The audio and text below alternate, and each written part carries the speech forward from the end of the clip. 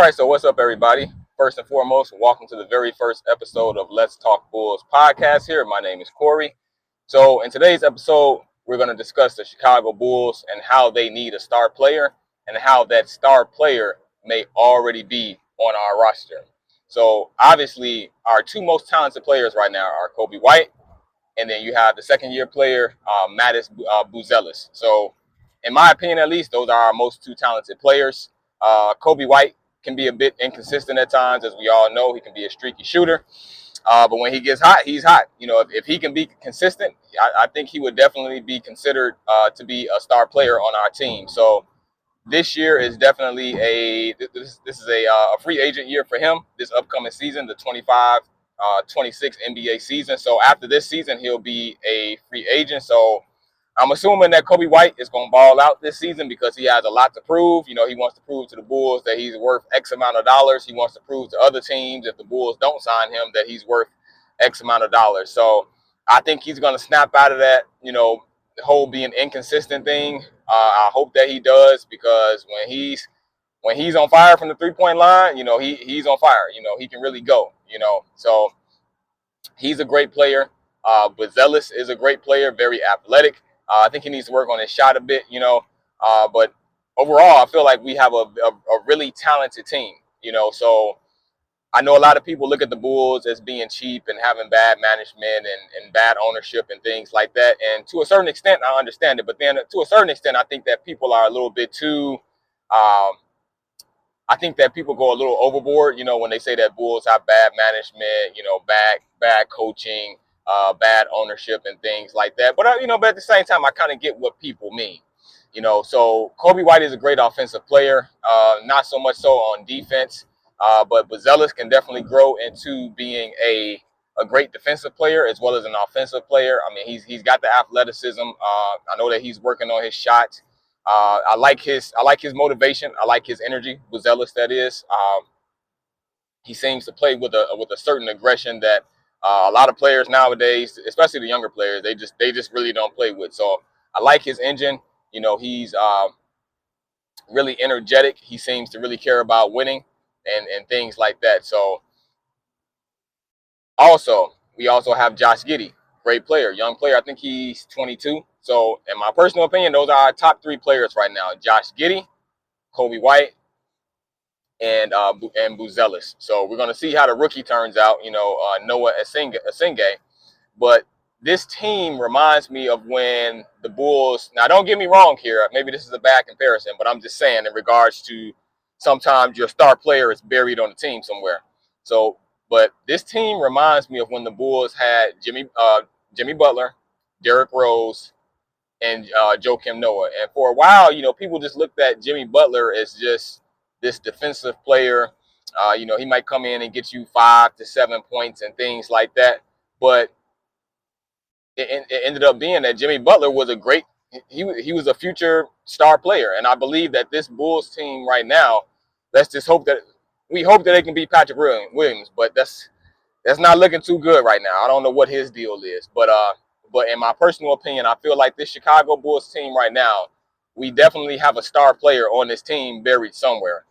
And I think that star player is either Buzelis, to a certain extent, Kobe White. That doesn't mean that he's, you know, not a great player right now, but he's just, I don't see Kobe White at that star level yet, especially since he's been in the league for like 5 years, I think, 5 or 6 years. But Buzelis is a second-year player. Then you have the rookie, Noah Esenge.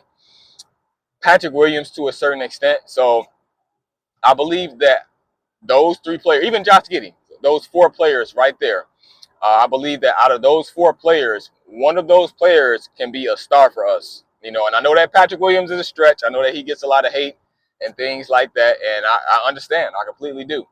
But I believe that Buzelis can be a star player. I believe that Kobe White can be. I believe that Noah Esenge can be a star player. So what the Bulls need right now is just patience, you know.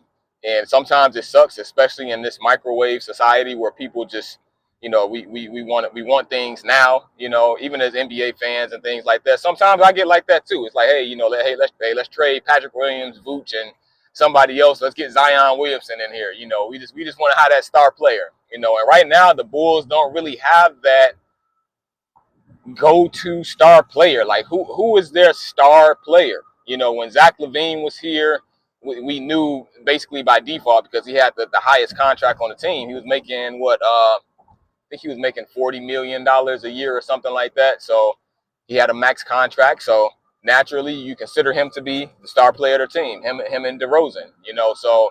But I don't know who those players are right now for our team. Who are our go-to stars? You know, in my opinion, I feel like our most talented players are Kobe White, Buzelis, and Josh Giddey. Even Vukovic is well. But when I think of them, I don't automatically think of, okay, that's a star player.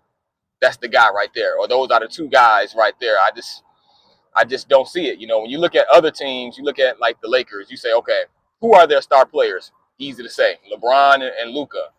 When you look at Philadelphia, who are their star players? Joel Embiid, and Paul George. When you look at what's another team? When you look at Minnesota, who are their star players? Anthony Edwards, Rudy Gobert. When you look at the Knicks, who is their star player? Carl Anthony Towns, Jalen Brunson. You see how easy it is to come up with those two-star players, or at least that one-star player? Well, with the Bulls, even before I started recording this podcast, I'm like, okay, well, who am I going to say is our star player? It's hard to say. We don't really have one. You know, I believe that they have the potential to be that. It's just they have to be able to accept that position, to be the star player, you know, and that's why I like Buzelis. I believe that he has that type of engine to him. You know, I believe that he has that type of fight to him, you know. So definitely a lot of talent on this team. But I think that, you know, over the course of, I mean, it's been a long time. Even when Zach LaVine was here and DeMar DeRozan, even before DeMar DeRozan, when it was just Zach LaVine, you know, of course, Zach LaVine was on the team. Kobe White was still on the team. We had Patrick Williams. We had some other players as well. But it was almost as if nobody, including Zach LaVine, really wanted to step up to that full 100% leadership role. And I understand that maybe Zach LaVine wasn't very vocal and things like that. But even in regards to just his energy and how he played, I mean, he was a great, don't get me wrong, great player. And I'm not taking anything away from him, but he just didn't seem to want to have that leadership role. You know, they were paying him to be a leader. They were paying him as the main rebuilding piece of the team, but he didn't really. I mean, he had games where he played like it, but for the most part, he kind of more so played like a third or fourth string player, in my personal opinion. You know, so even when DeMar DeRozan came in, and you notice, like when we signed DeMar DeRozan, I'm like, okay, well, is Zach LaVine still considered by default the leader of this team? So DeMar DeRozan came in and he was being more aggressive, and he seemed to insert himself into the leadership role much more than Zach LaVine did. And DeMar DeRozan was making less money. He wasn't on the max contract, but Zach LaVine was. So I kind of knew I wanted to keep the optimism as a Bulls fan because I've been a Bulls fan for so long. But in reality, the reality was like, hey, you know, the Bulls were paying DeMar DeRozan much less than Zach LaVine, but DeMar DeRozan was the leader of the team. So that was a bad look. I don't know what that was about. I mean, they started that season off pretty well. As we all know, they were at the top of the Eastern Conference. So, I mean, at least team-wise, they were successful, you know. So, but getting back to today's, getting back to today, my wife just texted me saying I forgot part of my lunch at home. But anyway, but getting back to today's team, I believe that this team definitely has at least one star player on it. It's just going to take for that one player, whether it be Buzelis, Kobe White, Josh Giddey, Patrick Williams, or maybe somebody else that I'm not thinking about. Maybe Dalen Terry, maybe Julian Phillips. Great players, but I kind of doubt that they'll be it. But you just never know. You never want to count somebody out, I guess. But it's going to take for somebody on this current roster to just step up and say, you know what? It's me. I'm the leader of this team. Let me get the ball. Let me stick defense. Let me be the leader. Let me get us to the playoffs and things like that. But now, in my personal opinion, I do feel like the Bulls would still need a second go-to star player. So now, for many years now, I would say since the Derrick Rose years, this was the Chicago Bulls issue. They obviously had one star in Derrick Rose, a superstar at that, not just a star, but he was a superstar. Now they signed Carlos Boozer, the year of when LeBron James and them joined up in Miami. We ended up signing Carlos Boozer.